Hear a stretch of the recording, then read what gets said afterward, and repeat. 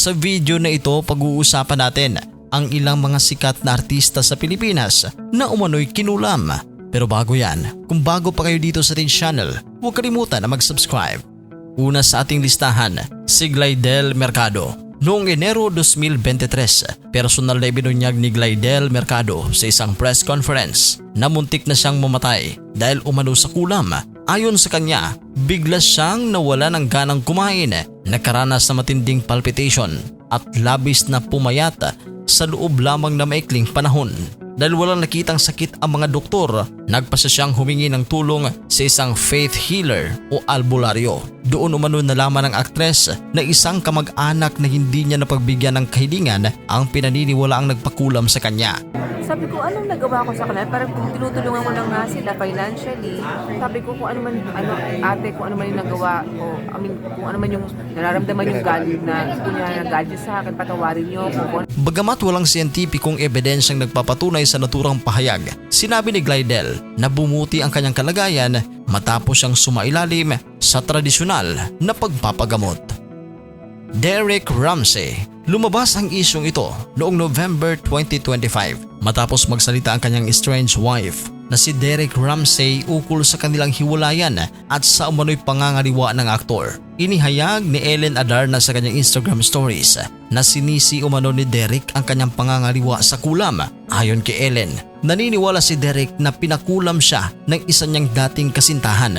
Nagulat umano si Ellen at maging ang kanilang mga kasambahay nang makakita sila ng isang mangkok na may asin at bawang sa loob ng bahay. Ayon sa kanya, inilagay ito bilang proteksyon laban sa umano'y negatibong enerhiya o kulam. Gayunpaman, itinanggi ni Derek ang mga aligasyon ng cheating at hindi rin nakumpirma ang mga pahayag hinggil sa umano'y kulam. Chris Aquino. Sa loob ng maraming taon, maraming netizens ang nagpakalat ng mga espekulasyon na ang malubhang karamdaman ni Chris Aquino ay dulot umano ng kulam. May mga nagsabi pa na tila ginagawa siyang parang kandilang unti-unting nalulusaw dahil sa kanyang mabilis na pagbabawas ng timbang at sunod-sunod na komplikasyon sa kalusugan. Noong May 2025, tahasang itinanggi ni Chris ang mga chismis na ito at sinabing napapagod na siya sa mga walang basihang haka-haka tungkol sa kanyang kondisyon. Maging ang ilang kilalang tarot card reader na nagkapanayam sa vlog ni Aiko Melendez ay nagpahayag na wala silang nakikitang indikasyon na kulam ang sanhi ng kanyang nararanasan.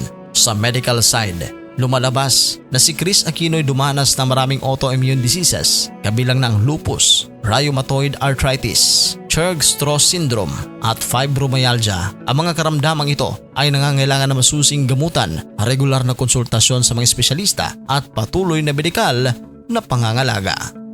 Panghuli sa ating listahan, Ivana Alawi. Matinding usap-usapan din sa social media at ilang online forums gaya ng Reddit noong December 2024 ang umano'y dahilan ng pagkakasakit noon ni Ivana Alawi. Ayon sa mga kumakalat na chismis, pinakulam di umano si Ivana ng isang legal na asawa ng lalaking iniuugnay sa kanya dahilan umano upang lumaki at mapuno ng tubig ang kanyang tiyan. Ang mga kwentong ito ay lumutang kasabay rin ng mga kontrobersyang nag-uugnay sa pangalan ni Ivana sa ilang personalidad sa politika. Gayunpaman, walang anumang ebidensya o medikal na dokumentong sumusuporta sa aligasyong siya ay nakulam.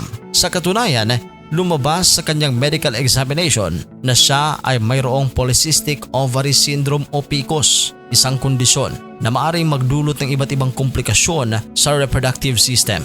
Dahil dito, nagkaranas siya ng fluid buildup sa kanyang abdomen. Sa sobrang dami ng naipong likido, lumaki ng husto ang kanyang tiyan at nagmistulang buntis ng ilang buwan. Umabot pa umano ang likido sa kanyang mga baga kaya nahirapan siyang huminga at dumaan sa isang kritikal na kondisyon na muntik nang magbanta sa kanyang buhay.